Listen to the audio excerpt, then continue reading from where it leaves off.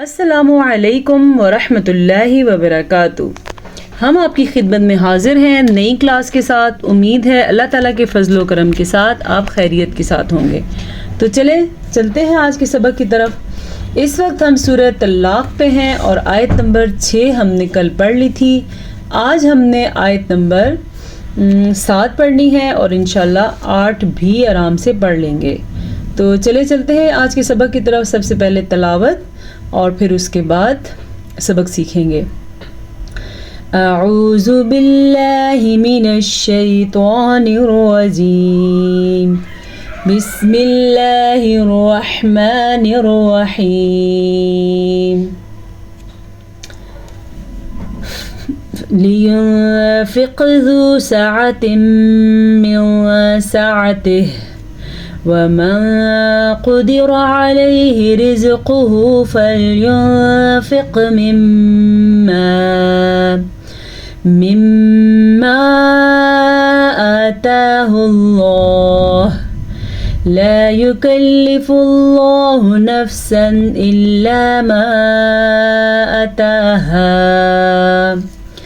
سيجعل الله بعد عسر يسرا وكأي من قرية عتت عن أمر ربها ورسله فحاسبناها حسابا شديدا وعذبناها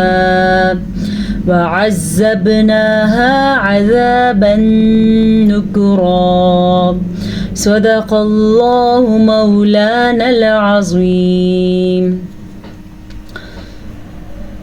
لينفق ذو سعة من سعته۔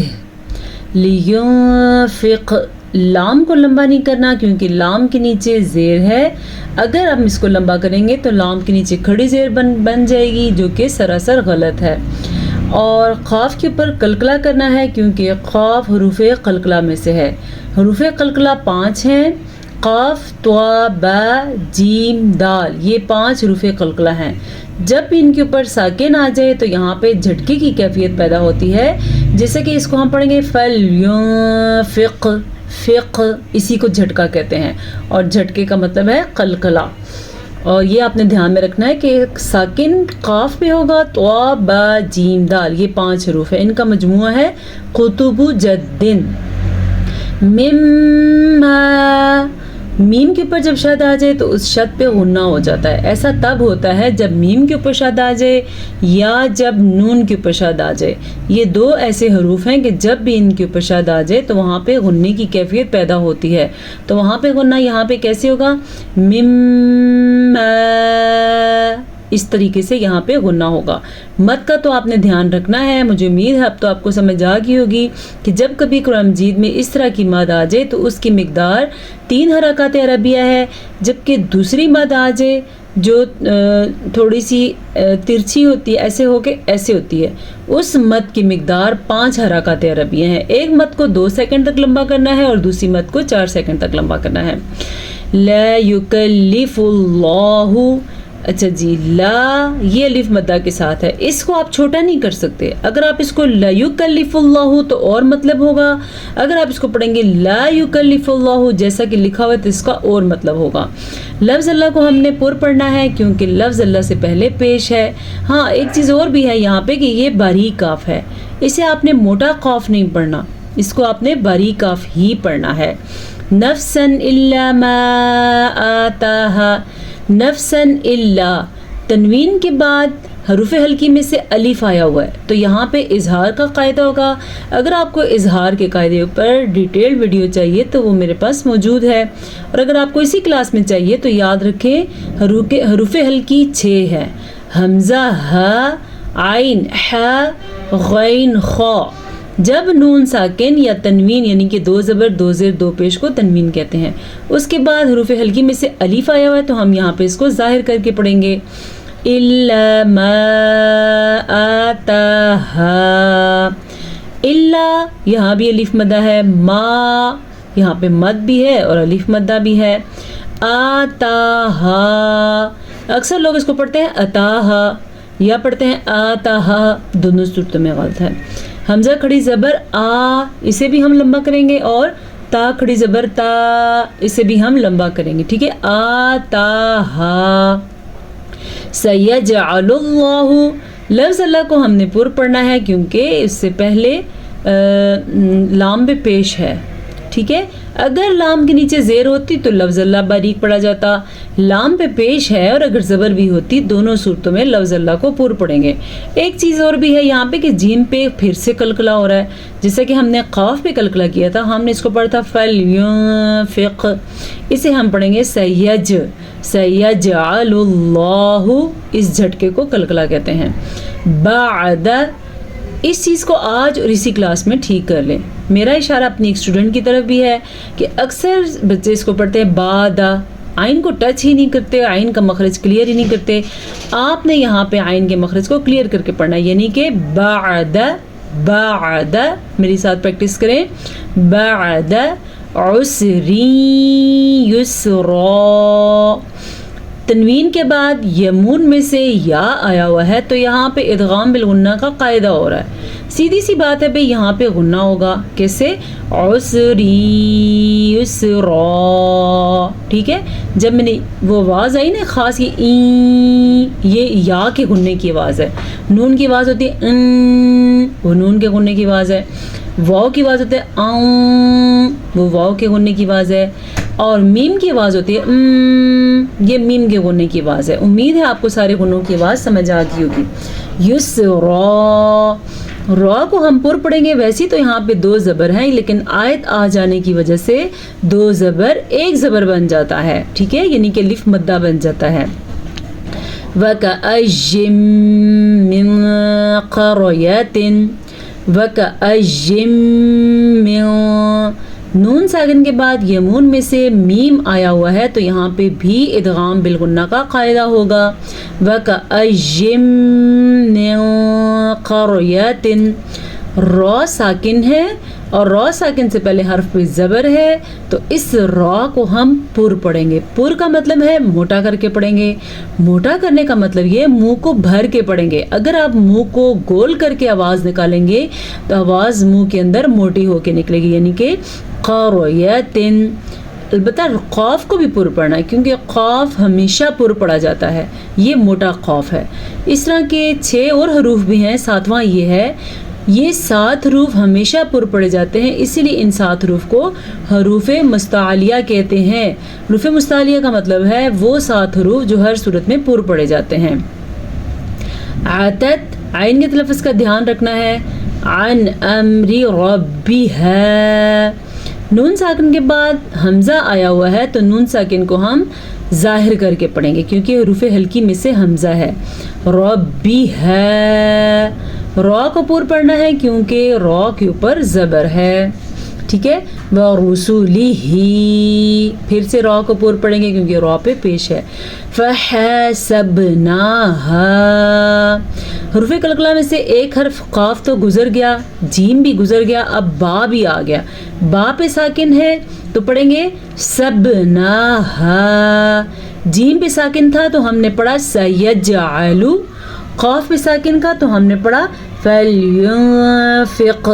मैं आपको अलग अलग दोबारा से इसलिए बता रही हूँ ताकि आपको पता चले कि साकिन पे झटका किस तरीके से अदा किया जाता है। हिसाबन शदीदन वअज़्ज़बनाहा, हिसाबन, हा के तलफ़्फ़ुज़ पे ध्यान दें, हिसा नहीं पढ़ना, इसको आपने पढ़ना है हिसाबन। तनवीन के बाद शीन हरूफ इख्फा में से है तो इसलिए यहाँ पे इख्फा का कायदा भी होगा। शदीदन, तनवीन के बाद वाव आ गया यमून में से तो यहाँ पे इदगाम बिल गुन्ना का कायदा होगा। वअज़्ज़बनाहा, बा के ऊपर साकिन आने की वजह से फिर कलकला हो गया। यहाँ पे भी कलकला था, यहाँ पे जीम की वजह से कलकला था और यहाँ पे क़ाफ की वजह से कलकला है। अज़ाबन नुक्रा, جی یہاں پہ دیکھیں تنوین کے بعد نون آیا ہوا ہے اور نون بھی حروف یمون میں سے ہے، تو یہاں پہ ادغام بالغنہ کا قاعدہ ہوگا. ٹھیک ہے، آج ہم نے 2 آیتیں ہی پڑھنی تھی، 2 آیتیں ہماری کمپلیٹ ہو چکی ہیں. اگر آپ ہر ایک لفظ کو غور سے پڑھتے ہیں اور پھر اکیلے میں بیٹھ کے اس کی دہرائی کرتے ہیں، ویڈیو کو غور سے دیکھنے کے بعد دہرائی کریں گے تو انشاءاللہ تعالی آپ کی غلطیاں امپروو ہو جائیں گی، کیونکہ اس کلاس میں ہمارا فوکس ہر ایک لفظ کے اوپر ہوتا ہے. تو چلیں اب چلتے ہیں، دیکھتے ہیں تجوید میں ہمارے پاس کیا ہے سیکھنے کے لیے.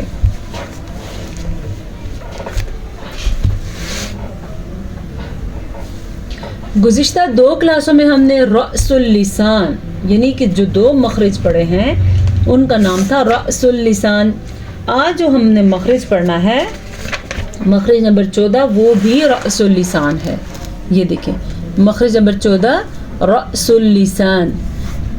رأس اللسان اصل میں کہتے ہیں زبان کی نوک کو. جو لوگ شروع سے میری کلاس لے رہے ہیں ان کو پتا ہوگا کہ ہم نے زبان کے حصوں کے نام پڑھے ہیں. تجوید کورس کی ریویژن بھی ہو سکتی ہے، لیکن پہلے ہم ایک دفعہ یہ کورس پورا کریں گے. یعنی زبان کی نوک جب ثنایا علیہ اور ثنایا سفلی کے درمیان آ جائے تو سین، صاد اور زا ادا ہوتے ہیں. ٹھیک ہے، یعنی زبان کی نوک ثنایا علیہ سامنے والے اوپر کے 2 دانت جو بالکل سامنے ہوتے ہیں، ثنایا سفلی سامنے والے نیچے کے 2 دانت. اگر ان دونوں کے درمیان میں زبان کی نوک آ جائے تو سین، صاد، زا ادا ہوتے ہیں. ان کو اصلیہ بھی کہتے ہیں کیونکہ ان حروف کی ادائیگی کے وقت سیٹی کی آواز پیدا ہوتی ہے. جیسے کہ ہم سین پڑھ رہے سین، کیا ہم پڑھتے ہیں صاد، صاد. ٹھیک ہے، اب سین باریکی سے پڑھا ہم نے لیکن سیٹی کی آواز ان دونوں میں آئی، صاد، زا. آپ نے نوٹس کیا تینوں حروف میں سیٹی کی آواز نکلی. چلیں اب اس کو مثالوں سے بھی سمجھنے کی کوشش کرتے ہیں.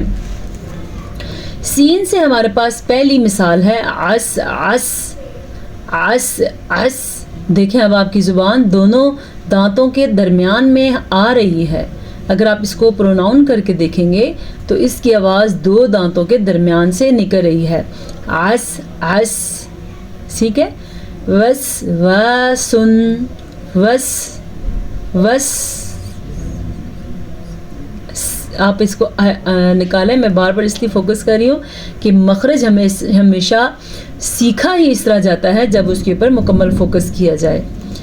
اچھا جی، نقصص، پھر سے سیٹی کی آواز آ رہی ہے. بے شک ہم نے سواد کو پور پڑھا ہے پھر بھی سیٹی کی آواز آ رہی ہے. ٹھیک ہے، نقصص. آگے کون سا ہے؟ اسری، پھر سے سیٹی کی آواز بھی آ رہی ہے، اس. اور زبان کی نوک بھی اپنا کام انجام دے رہی ہے. زا سے وزرک، وز، وزرک. اور ازواجن، وزرک، ازواجن. پھر سے سیٹی کی آواز آ رہی ہے اور مخرج بھی کلیئر ہو رہا ہے. آگے ہمارے پاس نوٹ ہے. سین، صاد اور زا کو حروف اصلیہ کہتے ہیں. یہ تو میں نے آپ کو مخرج سکھانے سے پہلے ہی بتا دیا تھا. اصلیہ ایسے لکھتے ہیں، یہ لکھا ہوا سین، صاد، زا کو اصلیہ کہتے ہیں.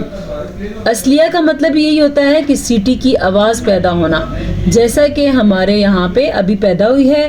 تو اس لیے آپ نے نوٹ لکھنا ہے سین، صاد اور زا کو اصلیہ کہتے ہیں.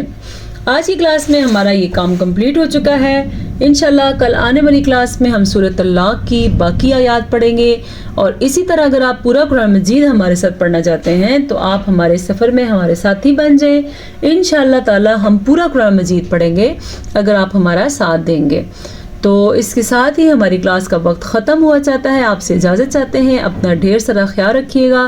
اللہ تعالیٰ آپ کے علم اور میرے علم اور ہمارے عمل میں اضافہ فرمائے اور ہمیں اس پہ قرآن مجید پہ عمل کرنے کی توفیق نصیب فرمائے.